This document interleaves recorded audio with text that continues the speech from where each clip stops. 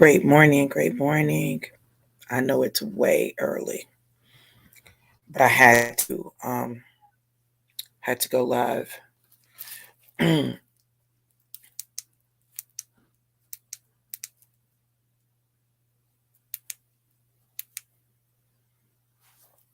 to get this lighting together.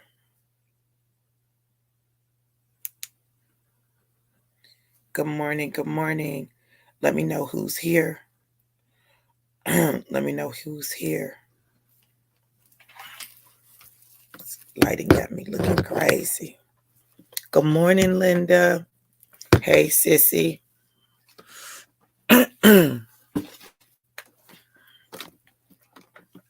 Y'all come on in, come on in. Hey, beautiful. What's going on, my sister?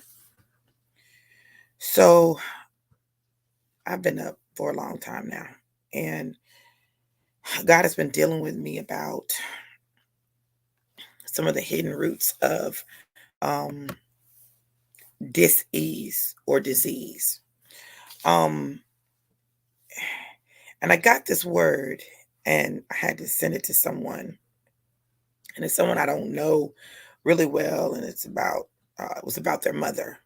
Um, but God gave me a revelation and a word to give to them, and then He told me to get up. I'd be like, God, listen. There's some things going on in our bodies that are the result of secrets, wounds, injuries, rejection, um, stuff that we've not dealt with, stuff that we've not faced, stuff that we feel like I'm good on, but it hasn't been addressed. We have been raised in a culture of secrets, raised in a culture of hiding, raised in a culture of facade, the image, the perception, and not the reality. But what God is doing is He's trying to liberate us, free us. We wonder why we suffer with certain ailments. Well, those ailments are rooted in the secrets, the wounds, the lies, the unspoken. And until we deal with that stuff, we're going to find ourselves facing certain things repetitively. So, what's at the root of your dis-ease? Because disease is only dis-ease, lack of ease in your body. And our body will give us physical manifestations of things that are going on in the spirit. Y'all hold on a second.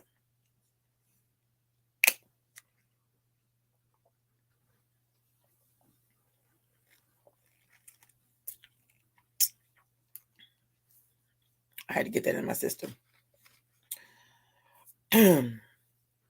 Your body.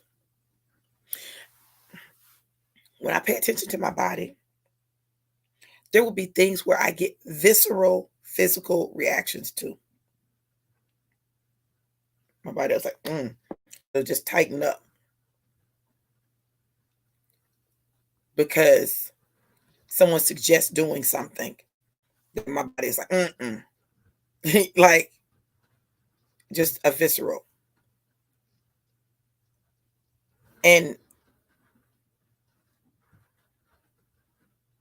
some of the disease that we're seeing showing up in our lives and the lives of others is rooted in a place of secrets. Now I know y'all may think, Dr. V, surely not. I mean, the doctor said, yeah, the doctor said, because there are physical manifestations of things. Look, let me say this.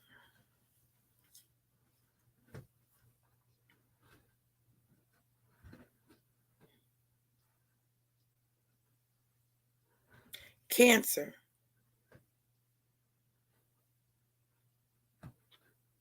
chronic illnesses, a lot of this stuff is connected to something that we know as undermethylating, right? But there's some things that I don't know why. I don't know why.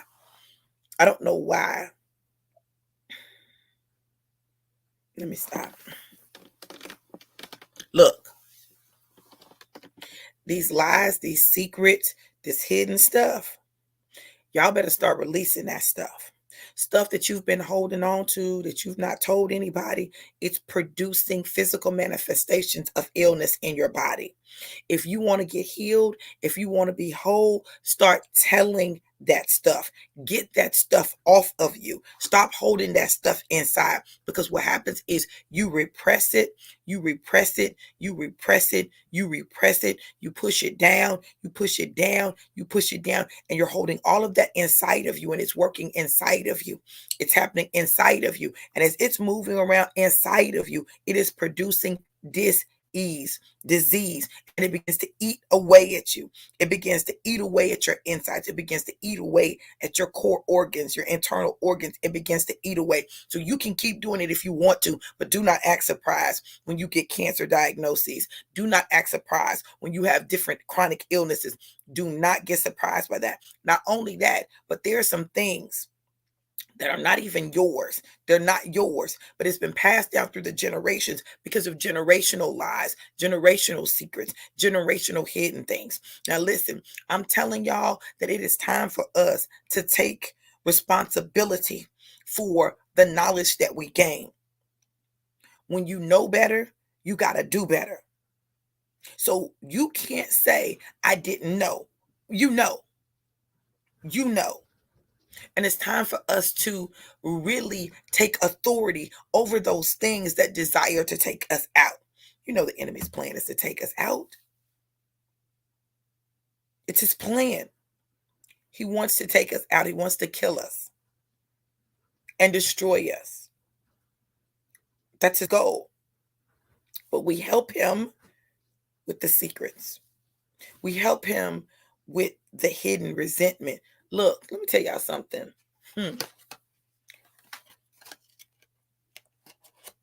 You know when you have an issue with someone. And when you have an issue with someone and you don't deal with that, it produces resentment. It produces hidden anger. And that stuff comes out like poison. It's poisonous. God has called us to live in peace. So when we don't do what it is that he has called us to do and address the things that need to be addressed, get some resolve, even if the resolve is we agree to disagree. We agree that we don't like each other. Whatever that is, there are some things and some people that you have to address in order for you to walk in total healing. Because right now, you holding on to some stuff. And you can't even begin to fathom how to let it go. But you can't let it go until you acknowledge it, until you face it, until you address it. Now, does that mean that you got to be mean and nasty to people? It absolutely does not. But does it mean that you need to have some difficult conversations? It absolutely does. If you cannot have a difficult conversation with someone and your relationship stand after that difficult conversation, that relationship was not standing anyway. It was not built on anything solid. It was, you know, a perception.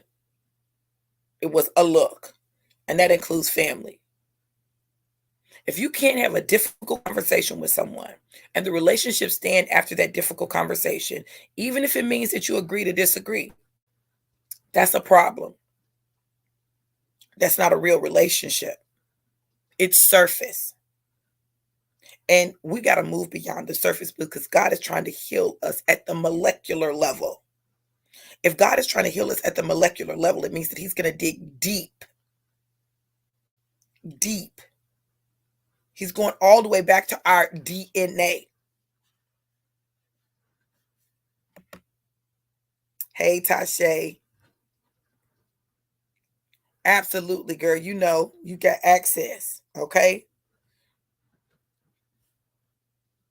I'm just talking about how there are hidden roots to disease. Dis-ease. Disease is only lack of ease in your body. And there are things that cause this lack of ease. Now, we want to think that everything is just physical. It is not. Listen, there are in psychology, okay? Because I know I teach psychology. In case you didn't know, I do. I teach psychology. And I teach health psychology. In fact, I'm teaching health psychology right now this term. And in health psychology, we talk about biopsychosocial model of health, right? The biopsychosocial model of health, which is biological, psychological, and sociological or social model of health, and how these things come together to impact our health. All right. Now, look, when we hold on to hurt, rejection, anger, jealousy, envy, those things begin to manifest themselves physically in our bodies. So some disease is rooted in something that's unresolved in our body. Our bodies are designed to be like a gauge. They let us know when something is off, something is off kilter, out of balance, out of whack. And if we do not deal with those things, everything is not just physical.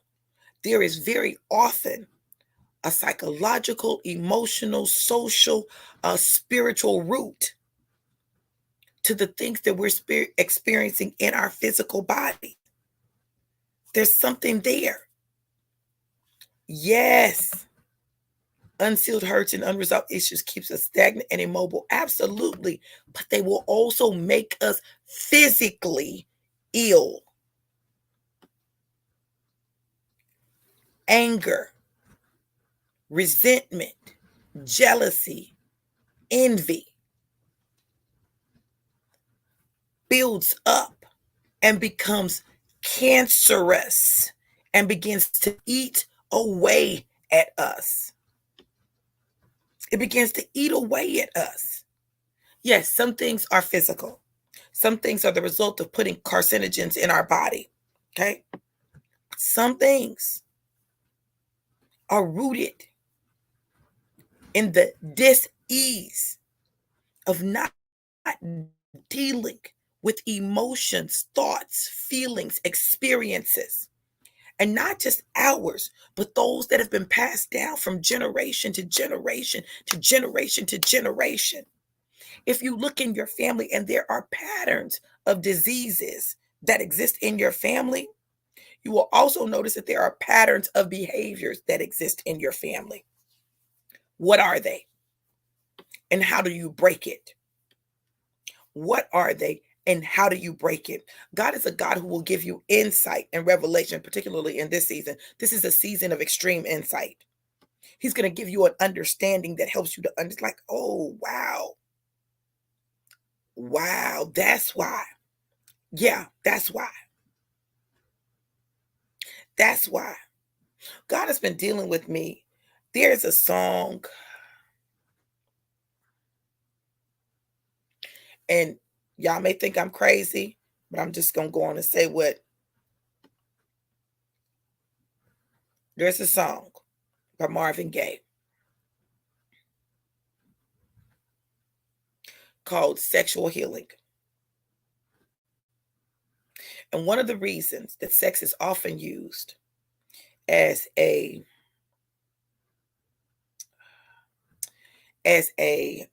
way of dealing with things, okay, is because there's something about physical intimacy that has healing properties. Something about the combining of the energies, the spirits of two people, where um one may be sick and the other one is healthy, and the coming together, the one that's healthy begins to infuse that into the one that is sick, right? It's something about the coming together. That song Sexual Healing is not just about, oh, we want to have sex, right? There is some truth to that. God put power in physical intimacy. There's a power that exists in physical intimacy. I'm not telling y'all to be sick and just go have sex. That's not what I'm saying. But I need you to understand the power of physical intimacy. The things that we've taken for granted, the things that we have made common or of no effect. Listen, there is power there. That's why there could be someone that when you're intimate with them, like you feel off. If they suffer from severe depression, if they've got all this stuff, you have sex with them, listen to me. Listen to me. That stuff begins to penetrate you, especially if you're a woman and you sleep with a man who suffers from severe depression and he puts that inside your body. Baby, you need to understand that that's real. That's real. This is why you can't have sex with everybody. This is why you can be married and have a season where you can't really sleep with your spouse, because it's something that's going on with them that keeps affecting you. And then you find that you're suffering from the same thing they're suffering from because you all were physically intimate. Just like there's sexual healing, there's sexual um, disease. And I'm not talking about chlamydia, gonorrhea, like that. I'm not talking about that. I'm talking about the dis-ease in one person's spirit that is injected into another's, transferred to another through physical intimacy. Y'all, our bodies are gauges. They're designed to be gauges for a reason. That's why you got to pay attention to what's going on in your body when you're around people. You may not know everything about why you're feeling like you're feeling, but you feel it. Confirmation. Uh Prophetess Tiffany Montgomery did a live last night, and she was talking about how her body responds to certain things and situations. And that is not uncommon, but we don't know how to read it. We think it's just us. No. When you're around somebody and you feel, oh, this is why babies and animals are such great detectors of the spirit of a person. Right, Tashe? Pay attention. That's right. You got to pay attention. So with babies, they don't have a filter. They don't know that you're not supposed to act like you feel what you feel when you're around someone. Animals don't know that you're not supposed to. That's why they're like the person hadn't even done anything. They're like, "Rrr." Pay attention. When babies don't fool with people, you need to question you fooling with them. Babies don't go to somebody, it's a reason. It's a reason. Something is off with that person. But we dismiss those things. We dismiss them and we're like, oh no, because we don't understand exactly why. One of the reasons that I love Tiffany Montgomery is that she is not so churched that she gets caught up in the church stuff, right? She feel what she feel, and she'll say what she got to say. And that's important, particularly in this season. We're in a season where God is breaking open revelation. He's giving us new revelation. The word of God talks about mysteries. We have these mysteries in earthen vessels, right? Mysteries. God is revealing mysteries. He's giving us the inside scoop on some things that we've lost over time because we've become so religious, so we have a form of godliness, but we deny the power thereof. We've got to start really dealing with the roots of things, the root, not the surface. We've been very surface in addressing different issues, very surface. We deal with the surface, we put a band-aid on it, we be like, oh, it's good, it's going to heal. No. No, the infection is going to go deeper and it can become septic. And because it's septic and it's in your bloodstream, it now is killing you softly, killing you silently. Some of you are dying silently because there are things that you have not released, that you've not exposed, because you didn't want to hurt someone's feelings. You didn't want to make somebody feel away. And that's why God has me on this journey, because listen, I came to set the captives free. You ain't got to be in bondage, but you can be in bondage, and you will be in bondage until you do what it is that God needs you to do. And that is begin to address those hidden things. Address the hidden. When God speaks to me, and I'm just different. I know I'm different, and I'm okay with being different. When God speaks to me and He talks to me about different stuff, it won't make sense to most people. Most people wouldn't be able to handle it because it's so counter to the stuff that they've been indoctrinated to, so counter to the way that they've been taught to deal with and address things and to deal with God. God deals with me differently. He uses me differently. That's right, Tasha. You got to address the hidden stuff. Baby, it's killing us. It's killing us because we don't want to hurt nobody. We don't want to overwhelm them. We don't want to make them feel away. We don't want to, meanwhile, you dying. Did y'all hear me? I didn't say you're sick. You're not sick, you're dying because you've held so much stuff in for so long. You don't do anybody a favor doing that. You're not helping anybody doing that. This is the season to release those things that have been designed to destroy you. And yet, we're still more concerned about hurt feelings than life. Absolutely, Tasha. She said, even if it hurts the people we love, meanwhile, I'm septic and need medical attention, so to speak. Exactly. You dying, but you worried about their feelings being hurt. Some feelings need to be hurt. How about that? How about that? Can we be honest? Some feelings need to be hurt. Some people's feelings need to be hurt because maybe those hurt feelings will be the thing that caused them to be free. Maybe those hurt feelings will be the thing that caused them to face the stuff that they've refused to face. Maybe that'll be it. But no, listen. It's just like, my God.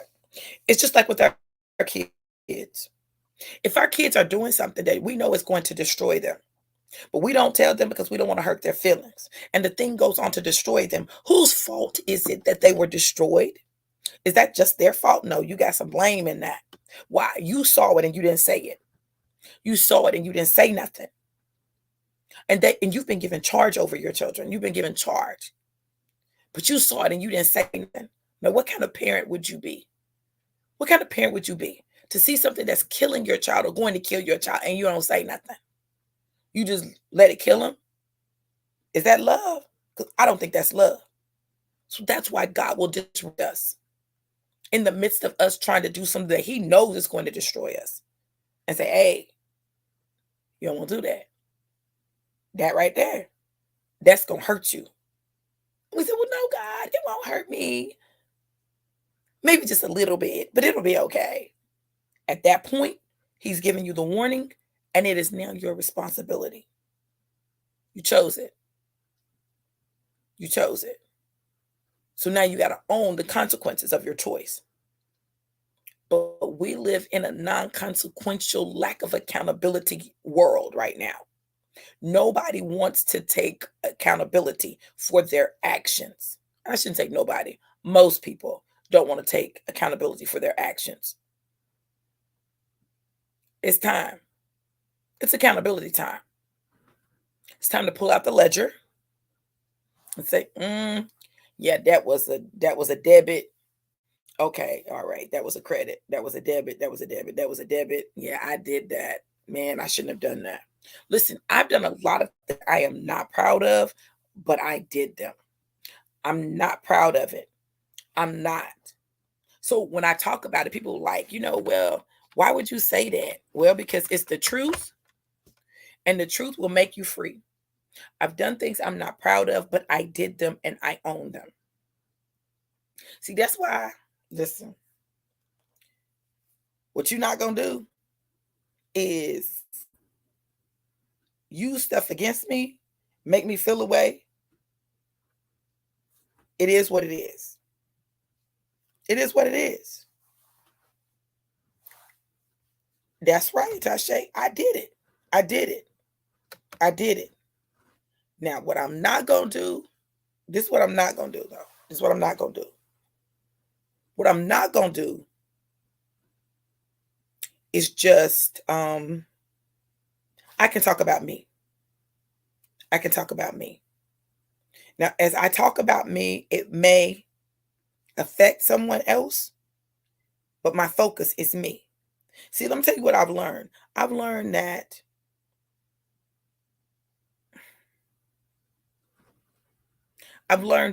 there are things that I just gotta just take. I gotta eat that one. I gotta eat that one. I can't blame it on nobody else, even though it may have been the result of someone else's actions. I can't blame it on someone else. I just gotta say, look, this where I am. This is what I did. Okay? So when I'm talking about this, I want y'all to understand that these hidden roots are resulting in disease. Things that eat away at you. You gotta listen, we gotta get it right. We gotta get it together. We gotta get it together. We gotta do better. We gotta take accountability. We have to. In the absence of accountability, sin is allowed to run rampant. And I'm not saying this because I'm super holy or I get it all right. I don't. I'm far from it. I'm far from it. Everybody has their thing. Everybody has their thorn. Everybody has that thing that they deal with that, like, it's like, God, can you take it away? And he's like, no, I'm not taking it away. But my grace is sufficient. I'm not just going to take it away, but my grace is sufficient. So what you need to do is you need to walk in my grace. That means that I'm going to give you the strength you need to deal with it, the strength you need to go through it, the strength you need to face it on a regular basis. When it arises, you're going to be able to handle it if you choose to handle it. Y'all know sometimes we don't choose to handle it. Sometimes we choose to allow it to just happen. In the absence of accountability, sin is allowed to run rampant. Absolutely. Absolutely. This is why confession is so important. See, something happens when you confess something. People look. Now people watching you. When we know somebody is watching us, we're less likely to just be willy-nilly in our sin. Less likely. Doesn't mean we won't be, but we're less likely because we know someone is watching, someone is holding us accountable. Somebody say, hey, you said you weren't going to do that, but you're doing that. So what you going to do? Either you're going to stop saying you're not going to do it, or you're going to stop doing it. One of the two. There's a concept in psychology known as cognitive dissonance. Cognitive dissonance, it's when you believe one thing, but then you do something else.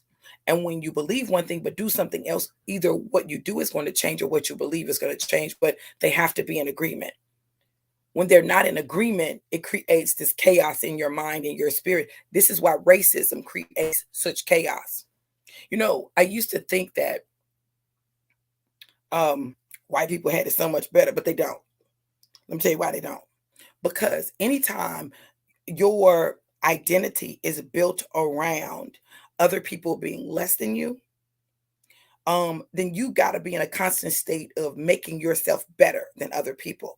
So if you're in a constant state of making yourself be better than other people, or not viewing them as human, or viewing them as subhuman, right? And you're a Christian, listen, them two things don't go together. which is why white evangelicals have this whole thing that to them is not an issue, but it's really an issue, and it creates some major issues and major crises because on the one hand I'm a Christian and the word of God says to love your neighbor as yourself. On the other hand, I'm looking at people, black people, Jewish people, any other racial group, and saying that they're less than they're dogs, they're like, how do you reconcile that? Like, same thing with police. How do you reconcile being a protector of people and killing people? Hmm? How do you reconcile that? And I'm not talking about killing people just in the line of doing. I'm talking about killing people that don't look like you, just out of fear or malice or anger, using the very thing that's designed to protect people to destroy people who are a part of a group that you feel like is not really human. How do you reconcile that? How do you you got to do something in your mind to make that make sense. Well, they're not really people. They're not really people. They're animals. And this is how you deal with animals. This is how you deal with wild animals. You put them down. You understand? So you got to do something in your mind to make that stuff make sense. The same thing is true in our lives. So what we do is we take those hidden things and we push them down, push them down, push them down, and we try to make it make sense. I'm not doing this because I don't want to hurt anybody. I'm not doing this because their feelings will be hurt. I'm not doing this because I don't want to injure them. I'm not doing this because they can't handle it. I'm not doing this because and so you got all these reasons why you're not doing it. Meanwhile, you're dying. You're dying. Not only are you dying, but you're setting a pattern for your children to die. Okay, check that out. How about that? You're setting a pattern for your children to repeat the pattern that you're engaged in. That's what you want. You want them to do the same thing you're doing.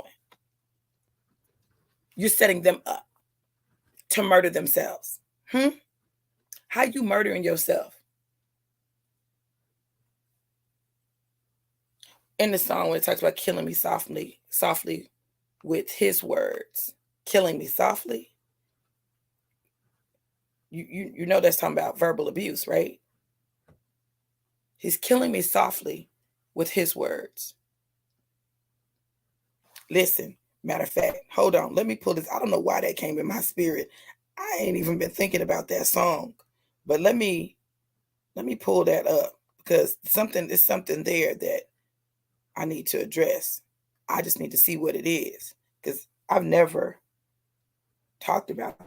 That's strange. Hmm.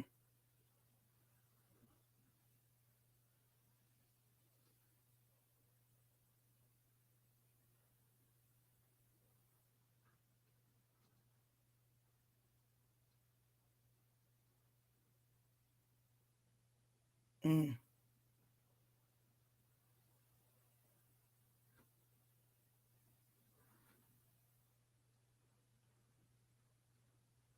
Listen, I want y'all to hear this.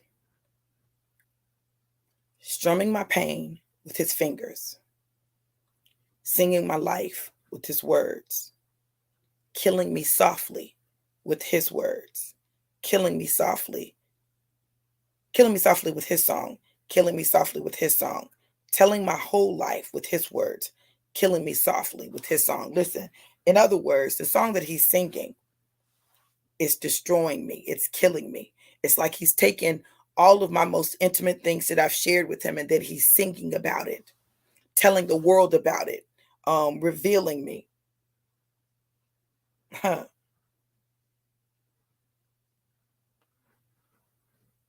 Wow. Wow. Then they go on and they end up talking about people ratting on you, telling on you. And then it says that's why we got to be prepared to take whoever out we need to. Listen, y'all, listen. Y'all need to pay attention to these songs. Look,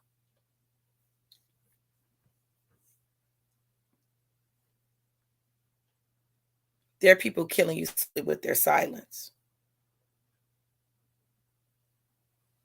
There are people killing you softly with their silence, killing you softly with their secrets, killing you softly with those hidden things, things that you didn't know. Let me give you an example. I remember I lived in Nebraska, and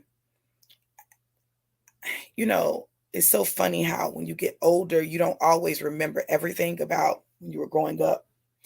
But I remember having to go to the doctor and them not being able to find what was wrong with me, right? I remember there would be things that I would deal with, and like I didn't ever put all the pieces together. Like one time I'm dealing with this, another time I'm dealing with this, another time I'm dealing with this, another time I'm dealing with this, but I don't it's not making sense, right? So I remember going to the doctor, and the doctor um gave me I think it was some Tylenol with codeine, right? Gave me some Tylenol with codeine. Well, I remember I think it was basketball practice, and I was the like the assistant, right?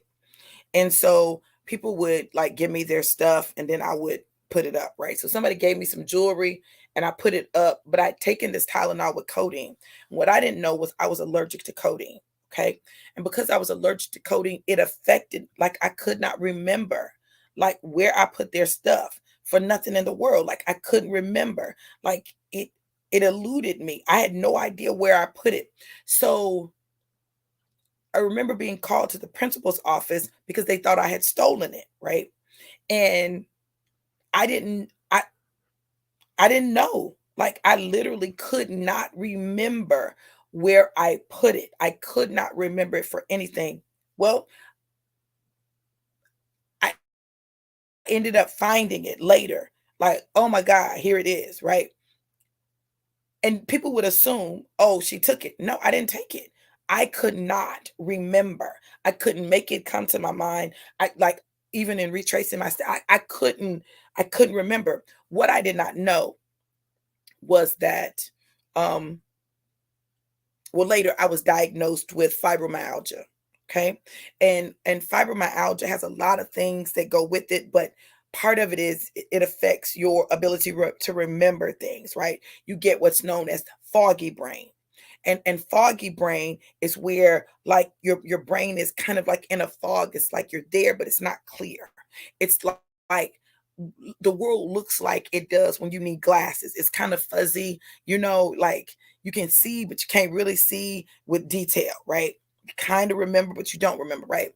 And then on top of that, I'm allergic to the codeine, and I had taken Tylenol with codeine and for pain, and it had me messed up. Like I can't take it. So fast forward, I'm living in Nebraska, and it's really cold, and it triggers this whole episode in me. Like literally, I was bent over and I could not straighten up. I'm talking about I was bent over like this, like at a 90-degree angle. I could not straighten my body up. I could not straighten my body up. I could not lift it all the way up. They couldn't figure out what was going on. They were giving me muscle relaxants to try to relax my muscles, to try to see if that would help me. Well, they end up giving me some Tylenol with codeine, right? I take the Tylenol with codeine. I end up calling my sister Vanity and telling her somebody stole my Mary Kay date book, right? My Mary Kay calendar. Like I'm freaking out because somebody stole my Mary Kay calendar. I'm crying. Like I'm telling you, it was crazy. Later, I talked to my mother and I said, yeah, I took this Tylenol with codeine, and I was talking about somebody stole my calendar and da da da. She said, well, you're allergic to codeine. What? Yeah, you're allergic to codeine.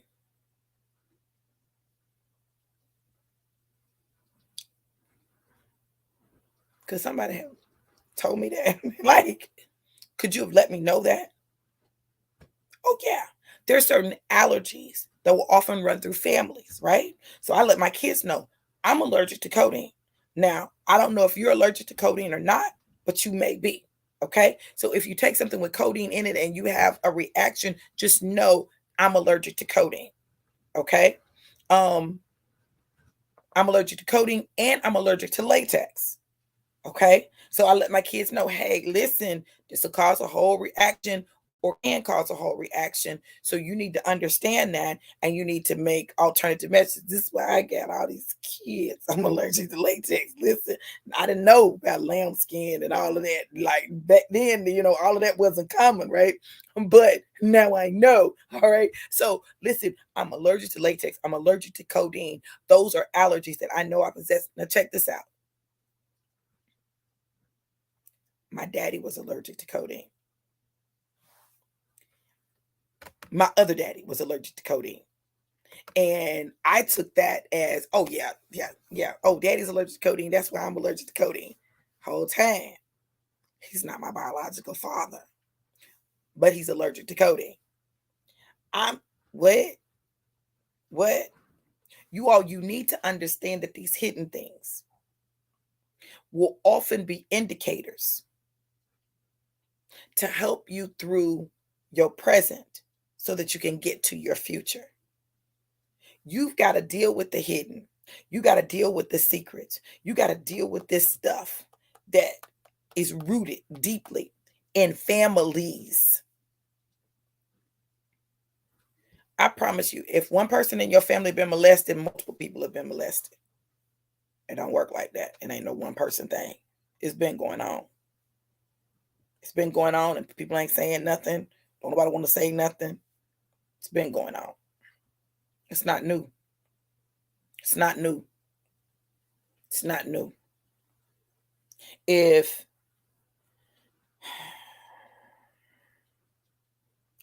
one person is sexually promiscuous, there's other people that's sexually promiscuous.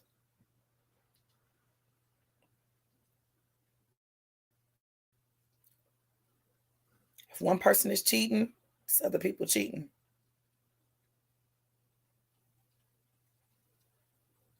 If one person is getting divorced, I promise you, look in the family. Look in the family. It ain't got to be the parent, but look in the family to see if there be a pattern of divorce in the family. These are generational things that we can break, but we can't break what we're not aware of. You need to know what you've got to break so it doesn't catch you unaware. You got to know what that family issue is so it doesn't catch you unaware.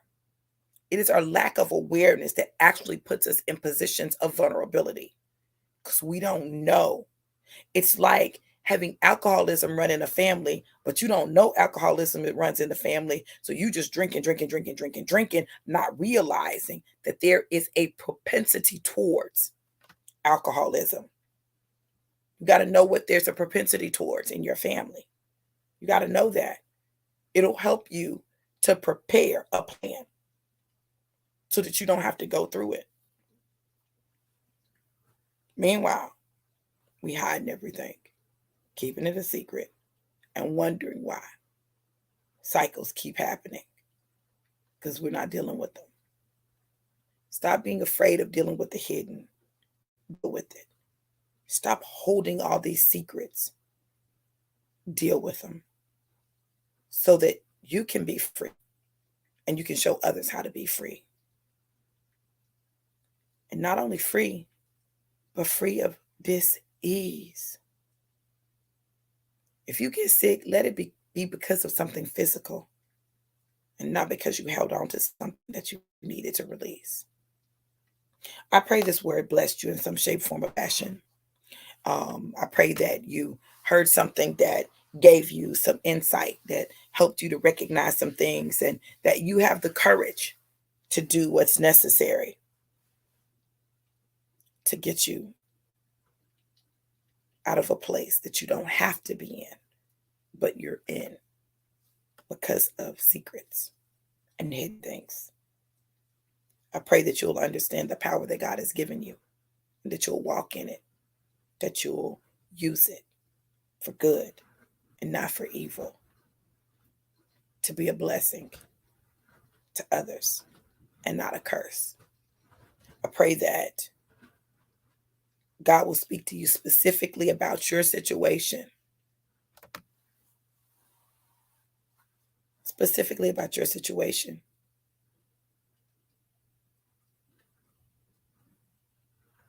It's got to happen. Tasha, it's blessed me. This is what I wanted to speak to you about, having the courage to talk about it publicly. Thank you. You're welcome. And you can still call me girl. You can still call me. Um, God is freeing us. He's liberating us. And everybody doesn't have to do it the way I'm doing it, but you got to address stuff. Everybody's not going to do it like this. And you don't have to be afraid to address it because you don't want to do it like this. That may not be what you're called to do. But if it is, do it. There's a reason. And God knows what it is. Listen, I love you all to life and life more abundant. Join me at 7:45. At 7:45, I'm going to be talking about the devotion for today. It is day 17. Day 17 of our 21-day fast. And it would have been my son Malachi's birthday today.